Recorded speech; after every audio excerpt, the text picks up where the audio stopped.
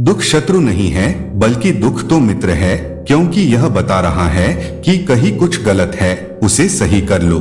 जो आज बोल रहे हैं ना कि तुम सबसे अच्छे हो, यकीन करो कल वही बोलेंगे कि तुमसे बुरा कोई नहीं। जिंदगी में कुछ बनना है, कुछ बड़ा पाना है तो तपिश से गुजरना पड़ेगा। जिन पौधों की परवरिश छाया में होती है अक्सर मुरझा जाते हैं। हम अपने विचारों से आकार लेते हैं, जैसा हम सोचते हैं वैसे ही हम हो जाते हैं। सुकून ढूंढोगे तो खुद में ही मिलेगा, दूसरों में ढूंढोगे तो उलझने ही मिलेंगे। सारी उम्र गुजरी यूं ही रिश्तों की तुरपाई में, केवल ऊपर वाले से रिश्ता पक्का निकला, बाकी उधर कच्ची सिलाई में। इतना आसान नहीं जीवन का किरदार निभा पाना, इंसान को दिखावा करना पड़ता है रिश्तों को समेटने के लिए। जिंदगी की कश्ती में सोच समझ कर चलिए, जब यह चलती है तो किनारा नहीं मिलता, और जब यह डूबती है तो सहारा नहीं मिलता। जो इंसान दिल से बात ना करे उसको दिल की बात मत बताओ। सोच का अंधेरा रात के अंधेरे से ज्यादा खतरनाक होता है। इज्जत और लत दोनों साथ साथ तैयार रखो, जो जिसके लायक हो उसे वही दे देना चाहिए। संस्कार दिए बिना सुविधा देना यही पतन का कारण है। चापलूस लोग कोई काम करें या ना करें, लेकिन कान भरने का काम पूरी ईमानदारी से करते हैं। दगा किसी का सगा नहीं, ना मानो तो करके देखो, जिन जिन ने भी दगा किया उनके जाकर घर देखो। कंठ दिया कोयल को तो रूप छीन लिया, रूप दिया मोर को तो इच्छा छीन ली, इच्छा दी इंसान को तो संतोष छीन लिया, संतोष दिया संत को तो संसार छीन लिया, दिया संसार जलाने देवी देवताओं को तो उनसे भी मोक्ष छीन लिया। मत करना गुरूर अपने आप पे, भगवान ने तेरे जैसे और मेरे जैसे न जाने कितनों को मिट्टी से बना के मिट्टी में मिला दिया। भगवान पर विश्वास बिल्कुल उस बच्चे की तरह करो जिसको आप हवा में उछालो तो वह हंसता है, डरता नहीं, क्योंकि वह जानता है कि आप उसे गिरने नहीं दोगे। विश्वास रखो, भगवान वह नहीं करता जो हम चाहते हैं, बल्कि वह करते हैं जो हमें चाहिए। जीवन में भगवान पर अगर विश्वास है तो हर दिन एक नई शुरुआत है। भगवान पर विश्वास करो, वो तुम्हारे साथ है, तुम्हें कभी अकेला नहीं छोड़ता। जिस दिन भगवान पर पूरा विश्वास होता है वह दिन सबसे बेहतरीन होता है। भगवान पर विश्वास करना अपने जीवन की सबसे सही दिशा चुनना है। विश्वास रखो, भगवान कभी भी तुम्हें निराश नहीं करेगा। भगवान ने हमें जीवन में मुश्किलें दी हैं ताकि हम उन्हें पार कर सकें और मजबूत बन सकें। हालात वह ना रखें जो हौसलों को बदल दे, बल्कि हौसला वह रखें जो हालातों को बदल दे। जो हो गया उसे सोचा नहीं करते, जो मिल गया उसे खोया नहीं करते। हासिल उन्हें ही होती है सफलता जो वक्त और हालात पर रोया नहीं करते। अकेले चलने का हौसला रख मेरे दोस्त, ये दुनिया है जालिम, केवल उगते सूरज को ही सलाम करती है। घर के बाहर दिमाग लेकर जाएं, क्योंकि दुनिया एक बाजार है, लेकिन घर के अंदर सिर्फ दिल लेकर जाएं, क्योंकि वहाँ एक परिवार है। पीठ पीछे नफरत, मुंह पर प्यार, आजकल की दुनिया का यही कारोबार है। जो लोग अपना होने का सबसे ज्यादा दिखावा करते हैं वही लोग सबसे पहले धोखा देते हैं। मतलब बड़े भारी होते हैं, निकलते ही रिश्तों का वजन कम कर देते हैं। आंखों से गिरे आंसू और नजर से गिरे लोग फिर दोबारा नहीं उठा करते। जिंदगी में अगर आपको किसी ने ठुकराया है तो एक बात हमेशा याद रखना, निखरता वही है जो ठुकराया जाता है। बुरा वक्त सबका आता है, पर किसी के बुरे वक्त का वजह ना बने। जीवन में इतना समझौता मत करो कि लोग भूल जाए कि तुम इंसान हो। जो हमारे जज्बातों की कदर न कर सके उनके पीछे पागल होना प्रेम नहीं, बेवकूफी है। दुख तब होता है जब आपको एहसास हो कि जिसको आप महत्व दे रहे हैं उसकी नजरों में आपका कोई महत्व ही नहीं है। जिंदा हो तो जिंदा नजर आना जरूरी है, उसूलों पर आंच आए तो टकराना भी जरूरी है। इंसान और वक्त दोनों की कदर करो, सुना है दोनों ही गुजर जाते हैं। शरीर की हिफाजत धन से भी अधिक करनी चाहिए, क्योंकि शरीर बिगड़ने के बाद धन उसकी हिफाजत नहीं कर सकता। गुस्से में इंसान बेकार की बातें तो करता है, पर दिल की बात भी कह जाता है। शौक पालने की उम्र में जो सब्र करना सीख गया, जिंदगी की आधी जंग वैसे ही जीत गया। हालात वह ना रखें जो हौसलों को बदल दे, बल्कि हौसला वह रखें जो हालातों को बदल दे। भगवान की माया न्यारी है, उसकी रहमत से ही तो दुनिया सारी है। भगवान की दुआएं कभी खाली नहीं जाती, दिल से मांगी हो तो हर मुराद पूरी हो जाती। जब लगे सब छोड़ चले हैं, तब याद करो भगवान वह तुम्हारे साथ चले हैं। भगवान की दुआएं कभी खाली नहीं जाती, सच्चे भक्त की पुकार बेकार नहीं जाती। भगवान की दुआ में बड़ी ताकत होती है, हर मुश्किल घड़ी में यह राहत होती है। भगवान की मर्जी के बिना पत्ता भी नहीं हिलता, उसके हाथों में है जीवन की हर पल की सत्ता। मत सोच कि तेरा सपना क्यों पूरा नहीं होता, हिम्मत वालों का इरादा कभी अधूरा नहीं होता। हर मुश्किल का हल वो खुद लाएंगे, जब रास्ते अंधेरे हों वो खुद चिराग बनकर आएंगे। जीवन के हर मोड़ पर हम एक अदृश्य शक्ति की खोज करते हैं, वह शक्ति जो हमारे संघर्षों को ताकत देती है और निराशाओं में हमें उम्मीद का प्रकाश दिखाती है। भगवान पर विश्वास केवल एक धार्मिक कृत्य नहीं, बल्कि एक गहरी आंतरिक यात्रा है। जब भी आप भगवान को कुछ समय के लिए भूल जाते हैं, तो आपने भी जरूर महसूस किया होगा कि उस समय आप सबसे अधिक पाप के भागीदार बन जाते हैं, क्योंकि उस समय आपको किसी का भी डर नहीं रहता। भगवान पर विश्वास हमें यह एहसास कराता है कि हमारे इष्ट देव हमेशा हमारे साथ हैं, हमें देख रहे हैं। यही विश्वास हमें पाप करने से बचाता है और हम अपनी राह पर चलते रहते हैं। किसी ने सही कहा है, किताब से सीखो तो नींद आती है और जिंदगी सिखाए तो नींद ही उड़ जाती है। जिनकी आंखें बात बात पर भीग जाती है, वह कमजोर नहीं बल्कि दिल के सच्चे होते हैं। जब जब आपके खास लोग दूर होने लगे, तो समझ लीजिए उनकी जरूरतें पूरी हो चुकी है। कुछ बदल जाते हैं, कुछ मजबूर हो जाते हैं, बस यूं ही लोग एक दूसरे से दूर हो जाते हैं। सुलझा हुआ इंसान होता है जो अपने जीवन के निर्णय स्वयं लेता है, और वो अपने निर्णय के परिणाम के लिए किसी दूसरे को दोष नहीं देता। अगर जिंदगी बेरंग है तो मेहनत करो, मेहनत हमेशा रंग लाती है।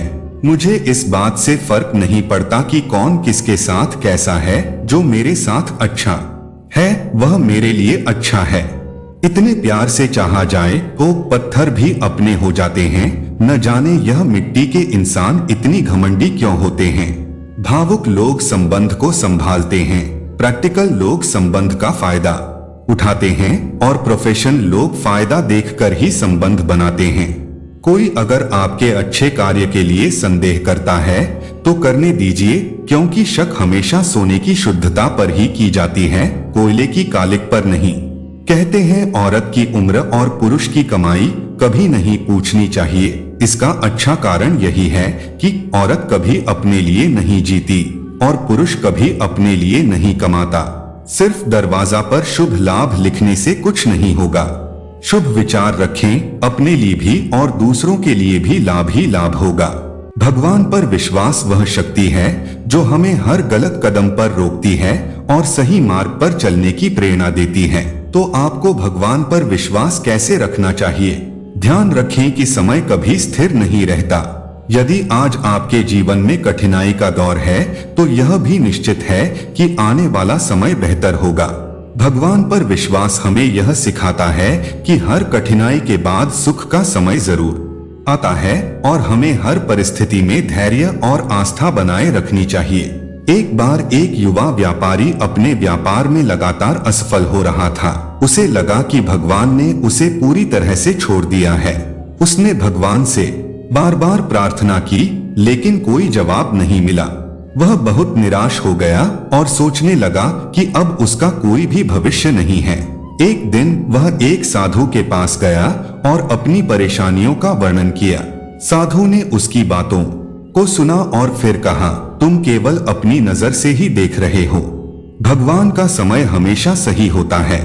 तुम सोचते हो कि वह तुम्हारी प्रार्थना का जवाब नहीं दे रहे हैं, लेकिन भगवान जानता है कि तुम्हारे लिए सबसे अच्छा क्या है। कुछ महीनों बाद व्यापारी ने भगवान पर विश्वास रखते हुए अपनी मेहनत जारी रखी। एक दिन अचानक उसे एक बड़ा अवसर मिला और उसका व्यापार सफल हो गया।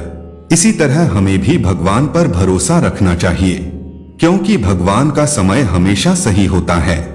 हमें विश्वास रखना चाहिए कि जब सही समय आएगा भगवान हमें हमारी मेहनत का फल जरूर देंगे। क्षमा करने के लिए बड़ी हिम्मत चाहिए, इसलिए क्षमा से बड़ा कोई तप नहीं है। जिसके पास संतोष है वह हमेशा सुखी रहता है। लालच से बड़ा कोई रोग नहीं, क्योंकि इसका कोई उपचार नहीं है। और दया से बड़ा कोई धर्म नहीं। भक्ति और भरोसा इतना करो कि संकट हम पर आए और चिंता भगवान करें। परमात्मा दोनों तरह से आजमाता है, देकर भी और लेकर। कर्म जैसा भी जीवन में डालोगे वैसा ही लौट के वापस मिलेगा। दूसरों की परेशानी का आनंद ना लें, कहीं भगवान आपको वही गिफ्ट ना कर दे, क्योंकि भगवान आपको वही देता है जिसमें आपको आनंद मिलता है। ईश्वर की न्याय की चक्की थोड़ी धीमी जरूर चलती है, पर पिसती बहुत बारीक है। हीरा बनाया है ईश्वर ने हर किसी को, पर चमकता तो वही है जो तराशने की हद से गुजरता है। शरीर की थकान रात को सुकून की नींद देती है, और मन की थकान नींद और सुकून दोनों छीन लेती है। परमात्मा शब्द नहीं जो तुम्हें पुस्तक में मिलेगा, परमात्मा मूर्ति नहीं जो तुम्हें मंदिर में मिलेगी, परमात्मा मनुष्य नहीं जो तुम्हें समाज में मिलेगा, परमात्मा जीवन है जो तुम्हें अपने भीतर मिलेगा। मन को निराश न कर, बस श्री कृष्ण पर तू विश्वास कर, हर पल साथ है वो मुरली वाला, इस बात का एहसास कर। भगवान को मंदिर से ज्यादा मनुष्य का हृदय पसंद है, क्योंकि मंदिर में इंसान की चलती है, हृदय में भगवान की। मैंने पूछा भगवान से कैसे करूं आपकी पूजा, भगवान बोले तू खुद भी मुस्कुरा, औरों को भी मुस्कुराने की वजह दे, बस हो गई पूजा। प्रार्थना शब्दों से नहीं हृदय से होनी चाहिए, क्योंकि ईश्वर उनकी भी सुनते हैं जो बोल नहीं सकते। जिस तरह थोड़ी सी औषधि भयंकर रोगों को शांत कर देती है, उसी तरह ईश्वर की थोड़ी सी स्तुति बहुत से कष्ट और दुखों का नाश कर देती है। मैं हर रोज गुनाह करता हूँ, तू हर रोज माफ करता है। मैं आदत से मजबूर हूँ, तू रहमत से मशहूर है। मैंने अंदर दिया और स्वीकार किया कि भगवान भगवान थे। सोने से पहले तुम सबको माफ कर दिया करो, तुम्हारे जागने से पहले मैं तुम्हें माफ कर दूंगा। भगवान का कृपा तुझ पे हमेशा बरसेगी, बस तेरे मन में उनके लिए श्रद्धा होनी चाहिए। प्रकृति एक और पुस्तक है जिसके रचयिता ईश्वर हैं। यदि आप सच की राह पर चल रहे हैं तो याद रखिए कि ईश्वर सदा आपके साथ है। बुद्धिमान व्यक्ति ईश्वर के सिवा किसी और पर निर्भर नहीं रहता। प्रभु सभी को बोझ देता है तो उसे उठाने के लिए कंधे भी। कृपा बनाए रखना, जो रास्ता सही हो उसी पर चलाए रखना। ना हो इस संसार में मुझसे कोई दुखी, बस इतनी मेहरबानी मुझ पे बनाए रखना। मुझे अपने आप में कुछ यूं बसा लो कि ना रहूं जुदा तुमसे और खुद से तुम हो जाओ। अपने बुरे समय में भगवान और समय पर विश्वास रखें। समय कोयले को भी हीरा बना देता है और भगवान रंग को भी राजा। एक पुरानी सी इमारत में वैद्य जी का मकान था। पिछले हिस्से में रहते थे और अगले हिस्से में दवाखाना खोल रखा था। उनकी पत्नी की आदत थी कि दवा खाना खोलने से पहले उस दिन के लिए आवश्यक सामान एक चिट्ठी में लिख कर दे देती थी। वैद्य जी गद्दी पर बैठकर पहले भगवान का नाम लेते, फिर वह चिट्ठी खोलते। पत्नी ने जो बातें लिखी होती उनके भाव देखते, फिर उनका हिसाब करते, फिर परमात्मा से प्रार्थना करते कि हे भगवान, मैं केवल तेरे ही आदेश के अनुसार तेरी भक्ति छोड़कर यहाँ दुनियादारी के चक्कर में आ बैठा हूँ। वैद्य जी कभी अपने मुंह से किसी रोगी से फीस नहीं मांगते थे। कोई देता था, कोई नहीं देता था, किंतु एक बात निश्चित थी कि ज्यों ही उस दिन के आवश्यक सामान खरीदने योग्य पैसे पूरे हो जाते थे, उसके बाद वह किसी से भी दवा के पैसे नहीं लेते थे, चाहे रोगी कितना ही धनवान क्यों न हो। एक दिन वैद्य जी ने दवाखाना खोला। गद्दी पर बैठकर परमात्मा का स्मरण करके पैसे का हिसाब लगाने के लिए आवश्यक सामान वाली चिट्ठी खोली तो वह चिट्ठी को एकटक देखते ही रह गए। एक बार तो उनका मन भटक गया। उन्हें अपनी आंखों के सामने तारे चमकते हुए नजर आए, किंतु शीघ्र ही उन्होंने अपनी तंत्रिकाओं पर नियंत्रण पा लिया। आटे दाल चावल आदि के बाद पत्नी ने लिखा था, बेटी का विवाह 20 तारीख को है, उसके दहेज का सामान। कुछ देर सोचते रहे, फिर बाकी चीजों की कीमत लिखने के बाद दहेज के सामने लिखा, यह काम परमात्मा का है, परमात्मा जाने। एक दो रोगी आए थे, उन्हें वैद्य जी दवाई दे रहे थे। इसी दौरान एक बड़ी सी कार उनके दवाखाने के सामने आकर रुकी। वैद्य जी ने कोई खास तवज्जो नहीं दी क्योंकि कई कारों वाले उनके पास आते रहते थे। दोनों मरीज दवाई लेकर चले गए। वह सूटेड बूटेड साहब कार से बाहर निकले और नमस्ते करके बेंच पर बैठ गए। वैद्य जी ने कहा कि अगर आपको अपने लिए दवा लेनी है तो इधर स्टूल पर आए ताकि आपकी नाड़ी देख लूं, और अगर किसी रोगी की दवाई लेकर जाना है तो बीमारी की स्थिति का वर्णन करें। वह साहब कहने लगे, वैद्य जी आपने मुझे पहचाना नहीं। मेरा नाम कृष्णलाल है, लेकिन आप मुझे पहचान भी कैसे सकते हैं, क्योंकि मैं 15 से 16 साल बाद आपके दवाखाने पर आया हूँ। आपको पिछली मुलाकात का हाल सुनाता हूँ, फिर आपको सारी बात याद आ जाएगी। जब मैं पहली बार यहाँ आया था तो मैं खुद नहीं आया था, अपितु ईश्वर मुझे आपके पास ले आया था, क्योंकि ईश्वर ने मुझ पर कृपा की थी और वह मेरा घर आबाद करना चाहता था। वह इस तरह था कि मैं कार से अपने पैतृक घर जा रहा था। बिल्कुल आपके दवाखाने के सामने हमारी कार पंक्चर हो गई। ड्राइवर कार का पहिया उतार कर पंक्चर लगवाने चला गया। आपने देखा कि गर्मी में मैं कार के पास खड़ा था तो आप मेरे पास आए और दवाखाने की ओर इशारा किया और कहा कि इधर आकर कुर्सी पर बैठ जाए। अंधा क्या चाहे, दो आंखें, और कुर्सी पर आकर बैठ गया। ड्राइवर ने कुछ ज्यादा ही देर लगा दी थी। एक छोटी सी बच्ची भी यहाँ आपकी मेज के पास खड़ी थी और बार बार कह रही थी, चलो न बाबा, मुझे भूख लगी है। आप उससे कह रहे थे कि बेटी थोड़ा धीरज धरो, चलते हैं। मैं यह सोचकर कि इतनी देर से आपके पास बैठा था और मेरे ही कारण आप खाना खाने भी नहीं जा रहे थे, मुझे कोई दवाई खरीद लेनी चाहिए ताकि आप मेरे बैठने का भार महसूस न करें। मैंने कहा, वैद्य जी मैं पिछले 5 से 6 साल से इंग्लैंड में रहकर कारोबार कर रहा हूँ। इंग्लैंड जाने से पहले मेरी शादी हो गई थी, लेकिन अब तक बच्चे के सुख से वंचित हूँ। यहाँ भी इलाज कराया और वहाँ इंग्लैंड में भी, लेकिन किस्मत ने निराशा के सिवा और कुछ नहीं दिया।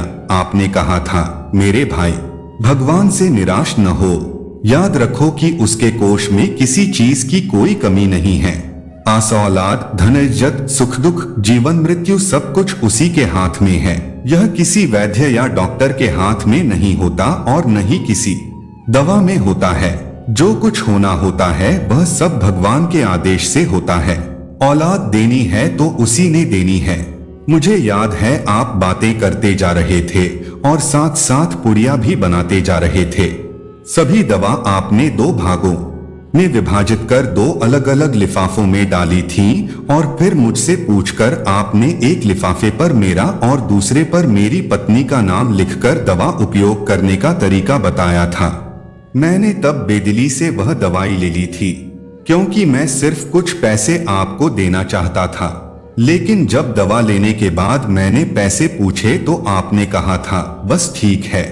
मैंने जोर डाला तो आपने कहा कि आज का खाता बंद हो गया है। मैंने कहा, मुझे आपकी बात समझ नहीं आई।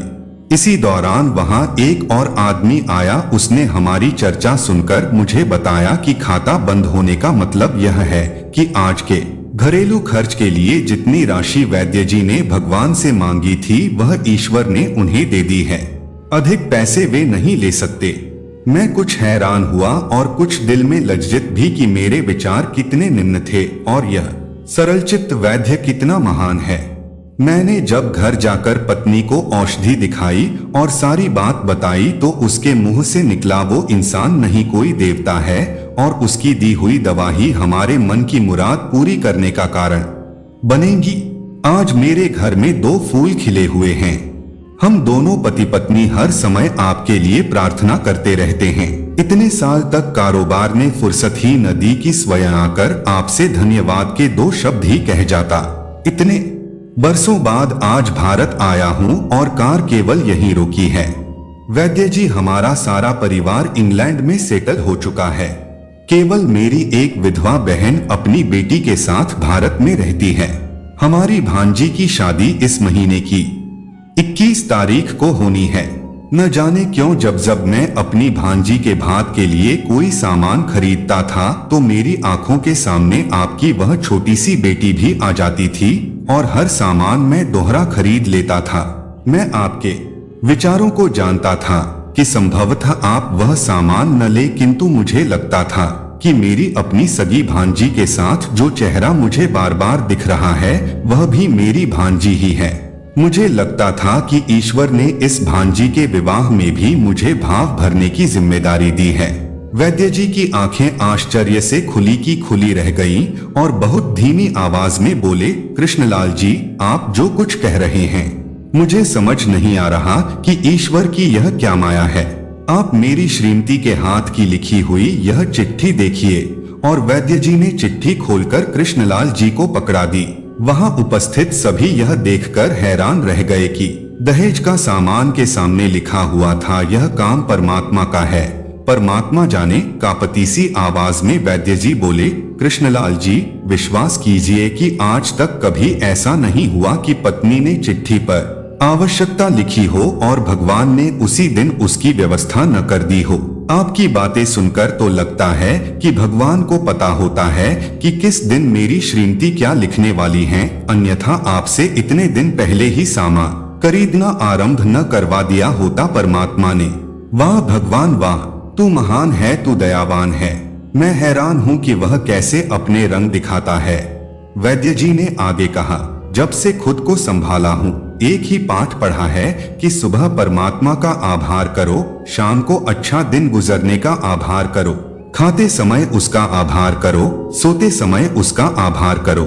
सुदामा ने श्री कृष्ण से पूछा, प्रभु मौन और मुस्कान में क्या अंतर है? तो श्री कृष्ण ने बहुत सुंदर जवाब दिया, मौन और मुस्कान दो शक्तिशाली हथियार होते हैं। मुस्कान से कई समस्याओं को हल किया जा सकता है और मौन रहकर कई समस्याओं को दूर रखा जा सकता है। इंसान अगर जरूरत पड़ने पर आपको याद करें तो उसका बुरा मत मानना। याद रखना अंधेरा होने पर ही दिए की याद आती है। कुछ नहीं मिलता दुनिया में मेहनत के बगैर। मेरा अपना साया भी धूप में आने से मिला। अंत ही आरंभ है, वासना ही मोह है, इच्छा ही लालच है, समझ ही ज्ञान है, अपेक्षाएं दुख है और एकांत ही सुख है। ना होने का एहसास सभी को है पर मौजूदगी की कदर किसी को नहीं। यह मत पूछना कि जिंदगी खुशी कब देती है, क्योंकि शिकायतें तो उन्हें भी है जिन्हें जिंदगी सब कुछ देती है। खुशी अपने पास बहुत अधिक होने से नहीं मिलती, खुशी लोगों को बहुत अधिक देने से मिलती है। जिंदगी में कुछ बातें अनुभव से ही समझ में आती है। आप चाह कर भी किसी को कुछ समझा नहीं सकते और ना ही आजकल कोई समझना चाहता है। अनुमान मन की कल्पना है और अनुभव जिंदगी का सबक। हम तो खुशियां उधार देने का कारोबार करते हैं, कोई वक्त पर लौटाता ही नहीं, इसलिए घाटे में हैं। दिल से अच्छे होने से बेहतर है कि आप जुबान से अच्छे बने। लोगों का वास्ता पहले जुबान से पड़ता है, दिल तक तो कुछ खास ही पहुंच पाते हैं। अपने तो वे होते हैं जिन्हें हमारे दर्द का एहसास होता है, वरना हालचाल तो रास्ते में आते जाते लोग भी पूछ लेते हैं। कोई भी मनुष्य किस बात को किस प्रकार से समझता है यह उसकी मानसिकता तय करती है। कोई दूसरों की थाली में से छीन कर खाने में अपनी शान समझता है तो कोई अपनी थाली में से दूसरों को निवाले खिलाकर संतुष्ट होता है। सारा खेल संस्कारों, समझ और मानसिकता का है। लेकिन एक बात तय है, छीनकर खाने वालों का कभी पेट नहीं भरता और बांट कर खाने वाले कभी भूखे नहीं रहते। छोटी छोटी खुशियां ही तो जीने का सहारा बनती है। संघर्ष इंसान को मजबूत बनाता है, फिर चाहे वह कितना भी कमजोर क्यों ना हो। दुनिया के तानों से कभी नाराज मत होना। अनजान लोग तो हीरे को भी कांच समझ लेते हैं। अगर लड़ना ही है तो अपने कड़वे स्वभाव से लड़ो जो किसी को अपना होने नहीं देता। भरोसा जीता जाता है, मांगा नहीं। यह वह दौलत है जिसे पाया जाता, कमाया नहीं जाता। मतलबी लोग आपके साथ नहीं, बाकी आपके हैसियत के साथ होते हैं। जो इंसान सिर्फ अपने फायदे के लिए आपके साथ हो उसे दूरी बनाए रखें। वक्त आने पर धोखा वही देते हैं। वैसे लोगों से दूर रहना ही अच्छा है जिनके नजदीक आपके आंसुओं की कोई कीमत नहीं। मतलबी लोगों को मोबाइल से ही नहीं, जिंदगी से भी डिलीट कर दिया करो। यार जिंदगी में इतने बुरे लोग मिले, अब हाल यह है कि अच्छे भी बुरे लगने लगे। इतनी नजदीकियां भी ना बढ़ाओ कि जरा सी दूरी से रिश्ते बदल जाएं, और इतने भी दूर ना हो कि रिश्ता बन ही ना पाए। छोड़ दिया है हमने लोगों के पीछे चलना, जिससे जितनी मोहब्बत की उसने उतना गिरा हुआ समझा। प्रेम का मतलब सिर्फ पा लेना नहीं होता, प्रेम का मतलब है कि आप एक दूसरे से दूर रहे या पास फिर भी एक दूसरे को चाहते रहे। अनुभव कहता है कि लोगों को इस बात से कोई मतलब नहीं कि आप खुश हैं या नहीं, उन्हें फर्क बस इस बात से पड़ता है कि आप उन्हें खुश रखते हैं या नहीं। एक समझदार व्यक्ति को उम्र भर केवल एक ही बात से ठगा जाता है, तुम समझदार हो, तुम्हें समझना चाहिए। सबसे मुश्किल काम है समेटना, फिर चाहे वह बातें हो, रिश्ते हो या बिखरा घर। वाद विवाद और स्वाद से दूर रहने वाले दूसरों से बेहतर और स्वस्थ जीवन जीते हैं। अजीब सी बस्ती में ठिकाना है मेरा, जहां लोग मिलते कम झांकते ज्यादा हैं। गहराई से समझ लो जिंदगी के हकीकत को, जो आए उसे आने दो, जो जाए उसे जाने दो। अच्छी संगत ना मिले तो एकांत ही बेहतर है। सत्य का दरवाजा इतना छोटा और दंग होता है कि उसमें दाखिल होने से पहले सिर को झुकाना पड़ता है। सच्चा रिश्ता एक अच्छी पुस्तक जैसा होता है, कितने भी पुराने हो जाएं फिर भी शब्द नहीं बदलते। अकेले हो तो विचारों पर काबू रखो, और सबके साथ हो तो जुबान पर काबू रखो। दौड़ने दो खुले मैदानों में इन नन्हे कदमों को, साहब जिंदगी बहुत तेज भगाती है। बचपन गुजर जाने के बाद सिर्फ सुकून ढूंढिए, जरूरतें तो कभी खत्म ही नहीं होगी। सफर में मुसीबत आए तो हिम्मत बढ़ जाती है, कोई रास्ता रोके तो जरूरत बढ़ जाती है। अगर बिकने का इरादा हो तो दाम अक्सर कम हो जाते हैं, और ना बिकने की ठान ली हो तो कीमत बढ़ जाती है। लोग कहते हैं जिंदगी मिली अपने हिसाब से जीने के लिए, लेकिन वही लोग सुबह होते ही किसी और के हिसाब से जीने चले जाते हैं। दर्द तब होता है जब खुद को ठोकर लगती है, वरना दूसरों का तो सिर्फ लहू ही नजर आता है। इंसान गुस्सा करता है, झगड़ता है, रोकता है, टोकता है, सिर्फ उन्हें जिन्हें वह अपना समझता है, वरना इस मतलबी दुनिया में किसी को क्या फर्क पड़ता है। कभी कभी ठोकर खाकर लोग वैसा बन जाते हैं जैसा होने का दुनिया उन पर इल्जाम लगाती है। नजरों का फेर है, ब्राह्मण की नजर हो तो राम भी गलत ही दिखेंगे। अगर पैसों और संबंध दोनों में से एक को महत्व देना पड़े तो जनाब संबंध बचाना। पैसे तो आते जाते रहेंगे, हर दर्द की दवा है इस जमाने में साहब, बस किसी के पास कीमत नहीं तो किसी के पास किस्मत नहीं। बिकने की ठान ली हो तो कीमत बढ़ जाती है। लोग कहते हैं जिंदगी मिली है अपने हिसाब से जीने के लिए, लेकिन वही लोग सुबह होते ही किसी और के हिसाब से जीने चले जाते हैं। दर्द तब होता है जब खुद को ठोकर लगती है, वरना दूसरों को सिर्फ लहू ही नजर आता है। इंसान गुस्सा करता है, झगड़ता है, रोकता है, टोकता है, सिर्फ उन्हें जिन्हें वह अपना समझता है, वरना इस मतलबी दुनिया में किसी को क्या फर्क पड़ता है। कभी कभी ठोकर खाकर लोग वैसे ही बन जाते हैं जैसा होने का दुनिया उन पर इल्जाम लगाती है। नजरों का फेर है, ब्राह्मण की नजर हो तो राम भी गलत ही दिखेंगे। अगर पैसों और संबंध दोनों में से एक को महत्व देना पड़े तो जनाब संबंध बचाना। पैसे तो आते जाते रहेंगे, तन जितना घूमता है उतना स्वस्थ रहता है, और मन जितना स्थिर रहे उतना ही स्वस्थ रहता है। खेल तो चलता रहेगा, सवाल यही है कि जीवन तुमसे खेल रहा है या तुम जीवन से। प्रतिभा आपको शीर्ष तक ले जाती है, लेकिन व्यवहार तय करता है कि आप कितने समय तक वहां रहेंगे। दूसरों को खुश देखने की भावना रखने वाले व्यक्ति के समान संतुष्ट और कोई नहीं होता। जरा सी बात का इतना ना मलाल क्यों करते हो, शिकायत भी वही होती है जहां मोहब्बत हो। परिवार में अगर छोटी मोटी बातों को बड़ी बनाओगे तो आपका बड़ा परिवार छोटा होता जाएगा। किसी के दिल में जगह बना लेना जीवन की सबसे बड़ी कामयाबी है, क्योंकि यही जगह है जहां पैसों से घर नहीं बनते, जहां से अहंकार नहीं जाता, वहां से रिश्ते अपने आप चले जाते हैं। जिंदगी को बेहतर बनाने के लिए मेरे साथ क्या हो रहा है यह सोचने के बजाय मैं क्या कर रहा हूँ यह सोचना शुरू कर दीजिए। लगा के कांटे यह मत सोचो कि गुलाब आएंगे, सवाल जैसे होंगे वैसे ही जवाब आएंगे। हकीकत जानूंगा तो सब पराये हो जाएंगे, भ्रम में रहने दो सब अपने हैं।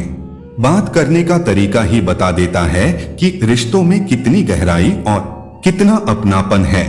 तरक्की इतनी हुई है कि हजारों मील दूर बैठे लोगों को सुन सकते हैं और देख सकते हैं, और बेशर्म इतने हुए हैं कि पास बैठे अपनों की तकलीफ ना दिखती है और नहीं महसूस होती है। नेकी करके जो दरिया में डाल दोगे यही तूफानों में कश्तियां बनकर साथ देगी।